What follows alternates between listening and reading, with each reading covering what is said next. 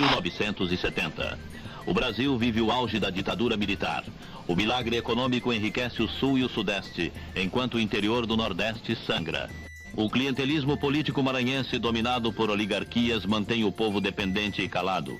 Santa Teresa do Paruá existe num país que oficialmente está crescendo. Nós, realmente, aqui a gente vivia no abandono.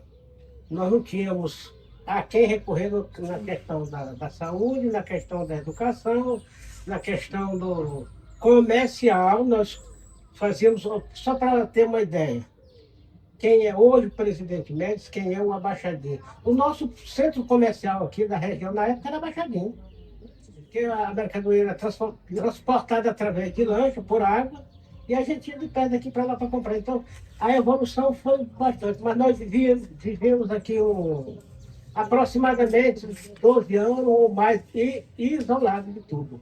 O senhor Nonato Costa é Raimundo Nonato Costa Neto, maranhense, sou pai de família. Como profissão, fui lavrador até meus 75 anos, hoje eu já tenho 78, completei agora, está com 3 anos que eu não pude mais trabalhar, mas profissionalmente sou lavrador, sou um dos cidadãos medicenses dos mais velhos de residência aqui, né? Que devia chegar, que era nas prefeituras, que era distante, era Turiaçu. Daí a gente encampou uma batalha, por assim dizer, que era a exigência que a gente tinha pela educação já, no caso dos meus filhos, que já estavam começando a chegar, porque eu não tive tanta oportunidade para estudar. Até porque a vinda da gente para cá foi em busca de terra para lavradores, da qual a gente tinha perdido esse direito de onde a gente tinha nascido, que era no mesmo estado. A gente nós fomos praticamente expulsos, e de lá sobramos. E essa sobra veio para cá, eu faço parte dessa sobra. A vida era só a produção rural mesmo aqui, cultural era pouca coisa, né? Todo mundo vivia de roça, todo mundo tinha suas roças. Escola e meio formal não existia aqui. Na época não existia política pública aqui não. O município era de Turiaçu na época. Então, dificilmente a gestão do município vinha aqui no município. Era muito difícil chegar os órgãos de governo, que é de prefeitura do estado, aqui no município. Dependíamos da prefeitura de Turiaçu, mas nem chegar lá, nem sempre a gente é bem recebido pelo próprio gestor, os legisladores, que sempre, na sua grande maioria dos gestores, dos políticos gestores, eles sempre não apoiaram muito a fé, porque sabem que a fé, os provedores da fé são exigentes. Mas foi por aqui o caminho. O poder público era um pouco ausente, não existia essa facilidade que tem o SUS hoje, não existia um poder público presente. Com relação à saúde, boa parte dos casos mais graves, ou mesmo até de nascer um bebê, o pai tinha que vender um lote, vender o que tinha, para poder arcar com a despesa, que tudo era particular. Todos da época eram trabalhadores rurais, trabalhavam na roça, meus pais e todos os outros. Alguns já tinham alguns fazendeiros aqui, né? Mas a grande maioria eram trabalhadores rurais, né? E a vida aqui consistia em colégio e igreja. Raramente tinha uma festa dançante, alguma coisa assim para distrair alguém, mas muito raro. Agora, nesse tempo, muitas vezes, é preciso que alguém esteja lá dizendo, eu estou aqui para ver aquilo, quero ver isso. Porque senão é também natural, do meu ponto de vista, pelo menos na minha opinião, é natural do ser humano o comodismo. Se ninguém mexer, está tudo bem, deixa lá, não mexe não. Agora, se começar a mexer com o governador, começar a mexer com o vereador, começar a mexer com o prefeito, tem hora que dá raiva, mas tem hora que dá reconhecimento e alegria. Viu? Porque é um desejo do ser humano ser religioso. Então, tínhamos essas duas igrejas. Mas, na verdade, uma das igrejas que muito lutou, começou a luta depois também, a Assembleia de Deus, foi a Igreja Católica, através da pessoa de um padre. Nem todos os padres eram bem interessados nisso, mas sempre tem alguém que se interessa mais por algo. E Padre Guinguim, por sua vez, começou a mexer com a sociedade E aí depois a gente lutou junto com a Igreja Católica, a Igreja a Assembleia de Deus, na pessoa de alguns pastores. Depois teve outros, como também teve padre, teve pastor, que não deu muita ênfase a isso aqui, mas na sua, não vou dizer maioria, na sua minoria, que deram ênfase, essa ênfase ela frutificou. Hoje nós já tivemos a ocasião de Presidente Médio ser o centro local da educação mais avançado na BR-316, do que se refere a Zedoca Grupi. A gente pode dizer o seguinte: era um período de transição, de ditadura e tudo, né? Mas a Igreja Católica vivia um momento que era comunidade eclesial de base. É um tipo de ideologia que traz a teologia para dentro das atividades políticas. Então, presidente Médici talvez seja um dos modelos que deu certo da chamada comunidade eclesial de base, que mistura religião e política e movimento social. O padre Diniz, dentro desse movimento, ele fez com que as famílias pensassem em escola, pensassem em divisão de terra, pensassem numa vida melhor. Padre Armindo da Silva Diniz, ele é português, ele pertence a uma congregação, que é a Igreja Católica, ela tem várias congregações, e ele pertence a uma congregação que chama Combone, da congregação comboniana. Mesmo sendo padre, a maior função dos combonianos e La Salista, que são os professores que nós temos, é a base, o centro é a educação. Da educação sai o resto do social. No período de ditadura militar, o padre em si não podia aparecer em tudo na frente de Deus. Então, primeiro houve um processo de reeducação da comunidade, e dali partiu-se criando algumas instituições sociais, como no caso, Clube de Mãe, Mutirão dos Lavradores, dos Trabalhadores, Conselho para a União do Morador, no caso, que cada um abrangia uma parte, e essa parte era discutida no conjunto para dali se tirar a linha de conduta mais eficaz. Então, nessas alturas, aparecia a comunidade e não o padre. Mas o mentor, na verdade, era o padre, porque ele era um cara que fez filosofia, né? Um cara que fez teologia, um cara que tinha uma formação aqui que ninguém tinha. Só que isso ele passava para a gente nas nossas reuniões, como se fosse cursinho de formação.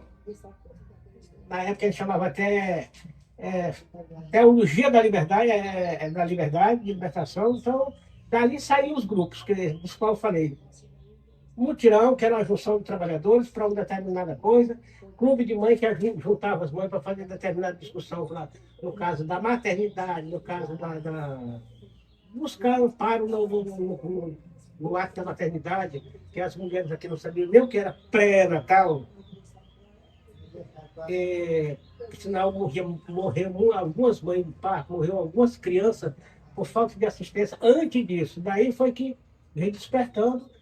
E esses grupos, que hoje é uma pena, não existe mais. Viver na ditadura militar é prestar atenção no que falar, quando falar e onde falar e por que falar. Era uma das bases. Porque na ditadura militar, que ainda tem gente que tem saudade, eu tenho pavor, você não podia fazer isso que eu estou fazendo aqui hoje.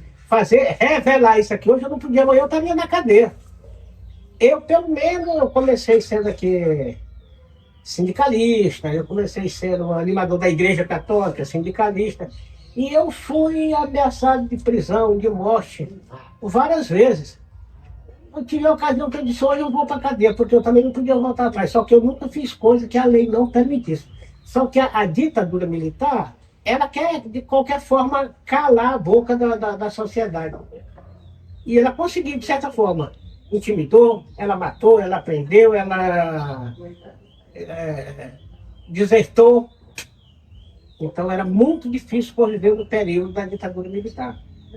Falar de democracia, falar de associação, como eu falei agora, no momento que Padre Diniz organizava essa sociedade interna, a nossa sociedade internamente, ele não podia aparecer, porque senão ele era subentendido como comunista, que eles usaram muito esse termo comunista, que de fato não é um simples comunista, porque o comunismo em si é legalizado. Era o terrorista, era o padre, gente de fora para espalhar terror aqui dentro, para não ser... E quem acompanhava ia também do mesmo jeito. Então a gente tinha muito cuidado sobre isso. Nós criamos mutirão, por exemplo, porque nós não podíamos criar cooperativa no momento, porque existe uma cooperativa do projeto de colonização e dentro do seu sistema funcional, não podia ter outra cooperativa na área de Zedoca Juruti. Então nós organizamos, através das igrejas católicas, grupo de trabalhadores que compravam e vendiam de forma coletiva, compravam o que queria e vendiam o que produzia de forma coletiva, e dos quais a gente denominou mutirão. Quer dizer, junção de homens que trabalhavam junto, que compravam junto, que vendiam junto. Nós éramos vigiados. Eu fui ameaçado de morte muitas vezes. Muita gente disseram que eu não envelhecia. Graças a Deus eu envelheci. E até porque eu procurei ter muito cuidado de não fazer aquilo que a lei não permitisse. Eu procurava, mesmo lendo mal, semi-analfabeto, lendo mal, escrevendo mal, mas eu procurava ler, eu procurava conhecer as leis, que favoreciam no momento, para não fazer coisa errada, senão seria morto. E aqui nós tivemos companheiros nossos que foi morto ainda, aqui na região, aqui de Santa Teresa não, mas aqui na região tem um companheiro nosso aí que foi morto, porque teve hora que ele se exaltou e aí era insuportável para a ditadura militar e ele desapareceu. Por exemplo, o padre Diniz, quando chegou aqui, a coisa que ele mais se preocupou foi porque tinha muita gente analfabeta. Primeiro começou, ele fez um congresso de jovens. Quem veio fazer a palestra desse congresso de jovens foi a Eliane e seu Aécio, mais dois, que tinha um Coutrinho e outro mais, que eu não me lembro como era o nome dele. Todo esse congresso, aí começou com as Diniz conversando com esse casal, eles vinham casar, aí eles casaram e vieram para cá, para Santa Teresa. Passaram 5 anos aqui. Aí começou, ele dando aula assim, de reforço, assim, ensinando gente, alfabetizando gente adulto, jovem que também não sabia ler nem nada. Aí começou o negócio de querer fazer uma escola. A vida do padre Diniz para cá, ele trouxe um casal de São Luís, recém-casados, Dona Eliane e o Aécio, chamou a comunidade para fazer um colégio comunitário. E com a ajuda de alguns empresários da região e moradores dando um serviço de graça, fizeram o Colégio Santa Teresa. E todo mundo queria estudar no Santa Teresa. Todo mundo gostava mesmo de ser aluno de Santa Teresa. Você começar num colégio, estudar, e depois se tornar um professor no mesmo colégio, e diretor, que foi meu caso, né? Isso é ótimo. E uma experiência que pouca gente tem e também está no arquivo do saudosismo. Criou um prédio com outro segmento. Em vez daquela história, no início daquela história ali foi comunitária, hoje ela é estadual, né? Hoje, essa escola, como tal, não existe mais. Mas a sua escola existe. Isso é uma das coisas que me dá saudade, né? Eu sinto muito, Elias, eu sinto muito. Isso aí que eu vejo falar. E eu fico triste, agora eu vou falar a minha parte. Eu fico muito triste.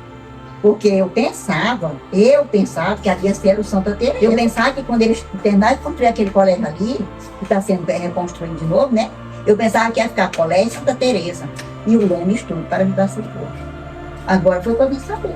E disse que não vai ser não. Essa história acabou. Eu disse, não, meu Deus, acabou a história. A nossa história, Santa Teresa, acabou. Diz que acabou aí, que não vai mais ser mais. Eu fiquei triste. Eu ainda não estou entendendo ainda.